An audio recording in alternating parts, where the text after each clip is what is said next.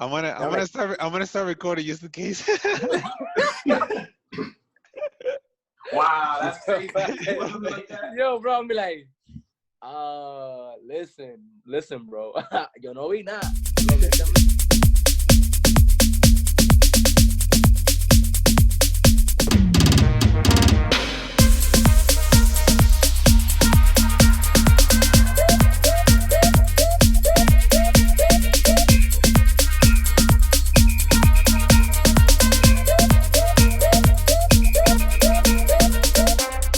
What's going on, mi gente? It's been a minute, but your boy Tito Knoise is back at it. I got two very special guests in the computer, not in my building, but you already know what it is. You know what it is. So, as you know, I like to highlight people that are doing extraordinary things, and you know, I'm a creative myself, so obviously I tend to gravitate towards creative and entrepreneurs. And in this case, we have two really cool individuals that I came to actually meet them. I would say probably like 2 months, maybe. Yeah. 2 months ago? Yeah, like 2 months. Funny enough, we have never actually like met in person, but nowadays with the internet, who needs that, right? Yeah, exactly. So without any further delays, I'm gonna ask you guys to introduce yourself first. We're gonna start with Jiggy, since you're my furthest to the right. Yeah. Tell me a little bit of, tell people who you are, what you do, and three things that I don't know about you. Go. Got it. All right. So I go by Mick Jiggy. Real name's Mick George. Producer. Let's see. Three things you don't know about me. Well, first of all, as an overall description, let's see. My profession, I'm an engineer, but I'm hoping to, become a producer, and I'm hoping to make a living off, my creativities, dealing with music. And three things you don't know about me. One, I think I'm a good singer. No, I am a good singer. Sorry, I got called. Yeah. Speak that in there. Let's see. Two, I'm allergic to kiwi. You're allergic to kiwi? Yeah, it sucks. Yeah, like sometimes they have juice and it has like strawberry. I'm like, I like strawberry, but then I see the kiwi, I'm like, come on. Hey, strawberry man. and kiwi, they always put them together. I hate it. God was like, I'm gonna play a prank on this guy. Yeah. Allergic to kiwi. Exactly, right? Right as he saw his first kiwi, it was like, Exactly. It's a funny story. I could probably mention that later. But third thing is, let's see. When growing up, I had 5 pets. Wait, like the same pets or like different pets? Different pets. What were they? Parakeet, turtle, cat, hamster. What's the last one? I think it's just those. Was it 4 or 5? now you can't count. It was probably a lizard or something. A dragon in the back, I think it was a frog and a frog. A frog. Yeah. Gotcha, man. You're like the real Tarzan over here. I know you look like that, dude. That's awesome, man. That's awesome. Well, let me make the introduction a little bit smoother in terms of what you do, because you kind of like bypass. Oh yeah, I'm a producer. Yeah.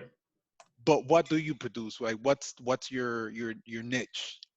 My niche, as of right now, well, I first started out with my niche as hip hop, as in, I started out with that SoundCloud sound, as in, I was really motivated by XXXTentacion. I don't know if you know him.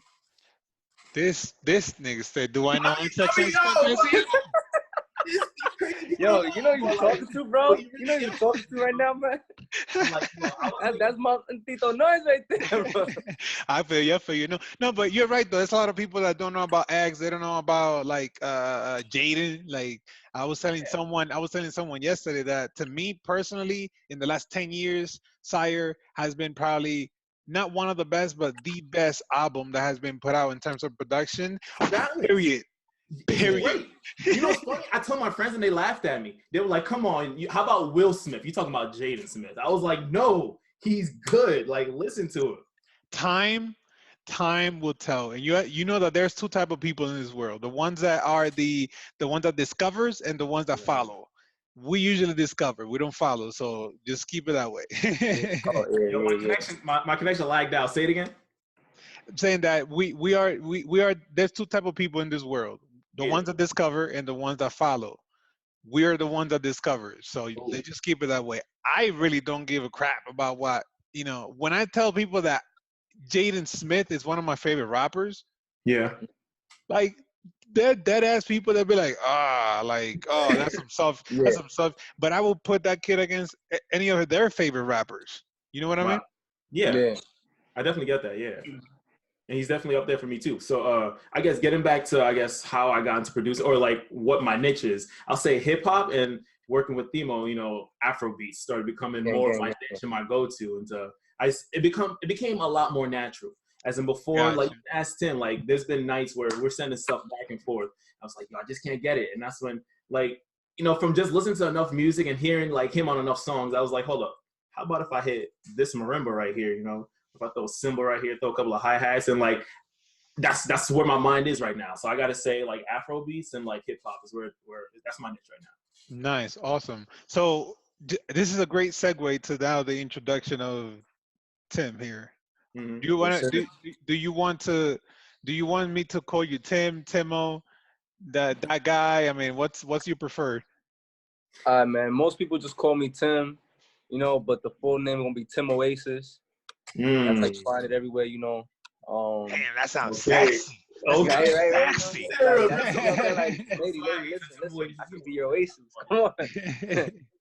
So basically, what you're saying is that they will only see you when they're about to die and pretty desperate. No. It's whenever you're feeling down, you can come to the music and just let go and unwind. I like that. So introduce yourself. A little bit about what you do, who you are, and three things that that we don't know about you. All right. Let's see. It's gonna be hard for me to name three things that Jiggy don't know about me. Well, me, because yeah, I got you, man. Yeah, it's like my brother. My name is Tim. I'm 23, and I've been doing music all my life. Started playing drums in church. I developed like a love for all types of percussion. Ended up picking up the piano and stuff. Picked up DJing in college, and I learned how to manipulate sounds like that. And one day I just decided to pick up a mic and hear myself sing, and I randomly turned on the auto tune. Shout out to the Toma. Shout out to Toma, right? I just turned it on. Like I started messing with the EQs and like just learning how to mix it. I'm like, wow, I don't sound that bad. And then just fast forward a year and a half later, and I'm making songs that I think could take over the world right now. You feel me? So I think I'm in a really great place creatively. My type of music is primarily Latin, reggaeton, trap, R&B. But I don't like to put a label on my music, so I'll create anything. Like Jiggy, there's one time Jiggy sent me like 6 or 7 tracks in the same day. He got 6 or 7 songs, and that's what it is. I just like to create. That's all it is. Three things that you don't know about me. Let me see, man. What do you know about me? I like to sketch. Like I could draw. I'm interested in like social experiments and fitness challenges. I like to do those, like 30 days squat challenge. Oh, let's do this fasting for 10 days. Hence the fasting for 10 days. I'm like, I'm curious about that type of stuff. And what's another thing? It's hard, man. I'm trying to think. What else? I'm like really thinking right now. It's not hard because remember we just kind of like came across our path crossed about 2 months ago. So anything you tell me right now is gonna be brand new to me. Yeah. Oh, and I participated in like a military cadet program growing up. So like in high school? Like in middle school into high school. They have those? Yeah. That's how I ended up learning how to like drumline, like Nick Cannon. I ended up learning how to do that. So I was doing that for a little while. There's something I didn't know. Look at this guy. Oh, that's awesome. So how do you guys meet? High school. Yeah, high school. We went to high school together. Yeah, so and it's crazy because back then, like the way I see us now and where we were back then it's like night and day.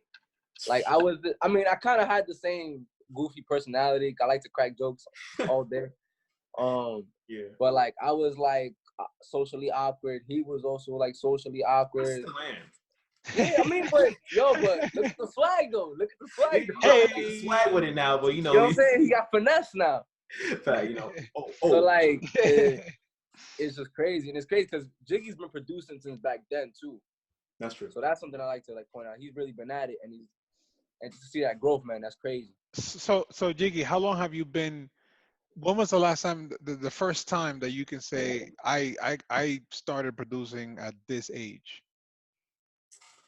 That's tough because growing up, I didn't have much musical influence. Like you see Tim, like he grew up, learning the drum line. He had, I feel like he was exposed to a lot more musically. And my parents, all they did was listen to music, and I didn't really have that exposure. So I first started out, I could say, sophomore year of high school, where it's kind of funny story where I was at a youth group in a church because I grew up like very, very close to church, and my parents they grew me up as a I can't talk as a Catholic, right? Yeah. And so basically, to laugh right now. But basically, in the youth group, they got a whole bunch of kids together, and that's when they wanted us, they wanted to bring more young kids into church, and they were like, "How can we do it?" And that's when we pitched an idea, like, "How about we throw a party?" And so that's when they were just like, "We need a DJ." No one knew how to DJ. We didn't know any connection to any DJs. So a close buddy of mine, known this guy for like 22 years, my friend Steven, we were in the youth group, and that's when we were like, "Oh, we could DJ." So we basically lied our way into in church. You lie your way in church. Well, you know what? Hey, but he got forgiven. I prayed, so I feel like it balances out. You know what I'm saying? You're good. Yeah, it's a good thing this is a religion of forgiveness, bro. Fact. So basically, they got us the equipment, and I remember I sat down with my boy Steven, and I was just like, "What are we gonna do?" And I remember I said, "Yeah," like it was almost like instinct, where they were just like, "Yeah, DJ. Anyone know how to DJ?" I know how to DJ. I was lying out of my teeth, but I knew deep down within me, I was like, I just want to learn. I want to learn more about music. And before I thought I wanted to DJ, but deep down I wanted to produce. I actually wanted to make beats, and I wanted to, create an instrumental. And so from there, we started DJing the parties. And I got to say, the first couple were rough because, we didn't know what we were doing, and we had to learn. But from then on, we started learning how to DJ, and, I learned about, putting different samples on different cues. And I was just like, this is pretty cool. This is like, it's getting closer to what I think I want, but I don't think this is what I want. And so that's when, my friend James, he had a B pad basically, where it's like a piano. It's like an MPK Mini. I'm pretty sure you've seen it. Yeah. It's like $100 to get a game. What do you call it? Guitar Center. So that's when I put a couple samples on it. What? You said GameStop? You about to say GameStop? Guitar Center. Shut up. So that's when I think he was showing me, and that's when I was just like, this is pretty cool. And that's when he used to work with samples a lot. So that's when I put a sample on it. And I was just like, ooh. And I was like, yo, bro, can you put this on my computer? And from then on, I remember every night after school, I'd spend 3 to 4 hours just making beats, and just all my stuff in the beginning was trash. I gotta say, everything was like bad, but it's kind of just like, I just love that feeling to create. And I just like to put down what was in my mind, because I was always that type of person where I hear a song, I was just like, they could have done that different. I like if they would have done that. And so to just like, start experimenting with stuff is like, how I started getting better at producing. And then Tim, I gotta say, Tim saw my potential, and we were in a band in high school. Tim could probably talk to more of this, but basically we had like this little group in high school, and then we we basically would perform at different like school shows and stuff like that. But long story short, I started in like sophomore year because my friend put me on, and DJing wasn't going so well. So I went into putting sounds on this MPK until I started making music, basically. Nice. So what do you have your first beat? Like, do you ever save that or shit. Yeah. I feel like you do have it. I feel like you have it. It's I think I do. I can tell you what it is right now. It was really simple. I'm gonna pause you right there before you say anything. This is what we're gonna do. If you have the beat and you actually have it somewhere in your archives, we're gonna put a pause right here, and we're gonna play it. Damn. Then we're gonna play a sample of your latest project, and we're gonna show people, because one thing that a lot of creatives don't understand is that this journey is very, very long. If you're trying to get into this game to get a quick buck, let me be the first one to tell you, do something else, because this is not it. So the reason why I would love to do that is because it will show people that were in the same position that you were years ago when you were in high school, that you got started. They're there today. Though there are kids that are there today. Mind you, that for some reason, these freaking kids that are coming up now are a lot smarter than we are. I don't know. They were born into the technology, so it's like second nature to them. Easier. It's But easier. the creativity is Yeah. obviously within all of us. So I think it will be a good idea. I mean, again, I'm just throwing it out there. If you find Yeah. it, great. If you don't, we keep it moving. I'm gonna take a look right now, actually. So Tim, I'm gonna segue into your beginnings and What's up, man? how when did you figure out that this is what you wanted to do? I feel like it was something I always knew I wanted to do ever since I started music. Because I remember the first time I saw like one of my friends play drums at church, and that's why I ended up picking it up myself at like 9 years old. So music has always been like that constant in my life.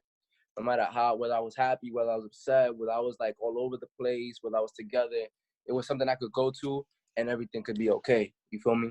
So when I knew what I really wanted to do, this was honestly just when I didn't really feel like that at first. It took me a really long time. I really thought I was always kind of background noise, like, 'cause, like with the instrumentalists and stuff. But then once I started like hearing myself and just keep going and going, I like what I heard when I was recording myself. And Jiggy could tell you, I was recording like hours on end, and just like new project, new edit. Like it was one song would have like 7 different edits on it, just to like I'm just refining it. So it was kind of something that was kind of already in me, and it just took a realization for me to get it out there. Like, why not? Why not me? Why shouldn't I shoot for this? And then as more people started hearing the music, it started really setting into stone. And now getting here to this point in time where we've met you, and I'm basically like meeting with so many different people, and I'm working with Jiggy on the daily. There's no reason I can't see us not doing this. I can't see us not succeeding. So the people that have been supporting the both of you guys, have you come across anyone, friend, family, you know, that have either expressed, coming from a good place, obviously, um, concerns about you getting into this life, as far as like you should be doing this, like, for I understand that right now you are into law enforcement, which I'm assuming that you're doing that because you have some sort of passion towards that as well. So have you had any family members, and specifically because you're Dominicano, so I'm pretty sure your mom is, "Mi hijo, ¿qué tú vas a joder para allá?" Yeah, that's the first person that came to mind. I had flashbacks. So what was that conversation like with with Mama Dukes? So she, ironically, I never really brought it up to her. She kind of brought it up to me because other people, like other friends of mine and family members, brought up like, "Yo, Timo made this music and it's really good." And then she came to me like, "Mijo, tú vas a hacer música, you gonna make music, but you already have this career set up for you and stuff." And it really forced me. Typical It forced me to Dominican ask the mom. bigger question. Yeah, like, mijo, like, why are you gonna do this? She wanted me to be a lawyer first of all, and I didn't want to be a lawyer. So, and it forced me before I even had this conversation, it really forced me to ask myself the bigger questions. Who am I, and what do I want out of my life? I mean, will I be satisfied at the end of my life saying that I was a cop, but I didn't try to make this music thing happen? And the answer to that was no, because music is what I had fun doing, no matter what. So when I sat down with her, I told her, like, "Mom, I'm not pursuing a master's degree. I'm gonna do this law enforcement thing until my music career, until I can live off of my music. I'm not after the fame. I'm after just being free. I'm after the freedom that comes with it. Gotcha. You know, and Now, then she's still not on board with it, but I think she'll come around eventually. I know it's from a good place of love. So. I mean, and it's okay. I mean, it's not something that it's kind like you say. It's not coming from a malicious place. That is the story for a lot of people in the creative world, whether you're an artist or whether you're an entrepreneur, specifically coming from us as minorities, our parents were not taught anything else. So Yeah. when they don't know anything other than what has been, fed and programmed to them, you Mm-hmm. we cannot expect them to see what we see, Yeah. because we've been lucky enough that we're born in an era where creativity and creatives is and entrepreneurs are being praised.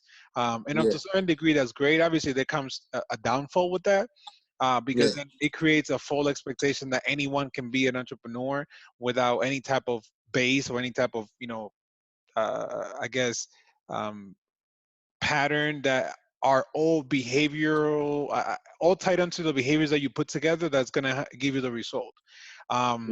Which our parents don't know that. Our parents know go to work, go to school, and just pay your bills Mm-hmm. and just survive. We're not trying to survive. We're trying to live. So Trying to I'm thrive. pretty sure that that's kind of like the same concept that most of us can relate to. So Yeah. Yeah. I'm thank you for sharing that. I can tell you that when when you bring your mom to one of your concerts and she sees what you've accomplished, that moment she's gonna realize like, holy cow. Because even if you were making money, in order for you Mm-hmm. to make money, that means that you have a fan base. Yeah. So that means that you're able to get to that point. And then at that point, when she starts seeing you taking care of the things that I'm pretty sure that we all have, that we all want to get to that level so we can take care of our peoples. Yeah. So it's gonna become surreal. So that's interesting because that's a story for a lot of minorities. Like Yeah, man. let's be honest. Usually you have like kids that come from like a Caucasian family. They're always very supportive. Like, here, Mm-hmm. Timmy, you want to go ahead and be an astronaut? Be an astronaut. You, know? Oh, dude. You want to be Go what to is it? space. You want to be a marine scientist? They don't make nothing, but just do that. Like Yeah. um with our family it's a little different, but you gotta understand that's all they know. So Yeah. Yeah. so what about you? What about you, see? About me? About remind me of the topic, 'cause I was looking for the song files for the longest. So when was that time that you had either a family member or someone that's really significant, close to you, that have either given you that hint of like, are you sure you want to do this? Because it's coming from a place of love, Hmm. whether that might be mom, dad, auntie, grandma, whoever. Yeah. So I gotta say that I don't let my parents know much about the music at all because I know them and they overreact for everything. So if I tell, like, I remember when we started doing the DJ thing, my father was just like, "Are you a Crip? Are you a Blood? You got to be in a gang to be a DJ." I was like, What? whoa, Dad, because my father watches like CNN all the time. He's always watching, this Oh, man, that's funny. this person got stomped out at Walmart, or he's always like, his mind is very centered on the negative instead of seeing the positive out of things. So like sometimes I'll drop little hints and like I can see it. Like my father said it to me before. He was just like, sure, do your music as long as you want to get your masters, and as long as you have a job and you can provide for your kids, go ahead and do the music. My father sees it as something on the side. He don't need to know that I'm doing the main thing. Like I want to take it far. Well, like eventually I do want to have that conversation, but like with my father, he has often nudged me to say like like it's the music business is dangerous, and Yeah. there's a lot of people that that just want to take advantage of you, take advantage of you, and basically just take your money and leave you in the dirt. And he's very right, but I he do have to also, tell you, he is absolutely right. I mean, the yeah, music industry, basically, is full of a lot of dangerous people. And Yeah. unfortunately, the drug game and the music game, they've been working together for a long time. Okay. But so is Yeah. 90% of corporate America. The thing is that there's a difference between, the urban industry and the blue collar type industry. So Yeah. it's a little iffy. But your father is right. There's a lot of dangerous people in this game, man.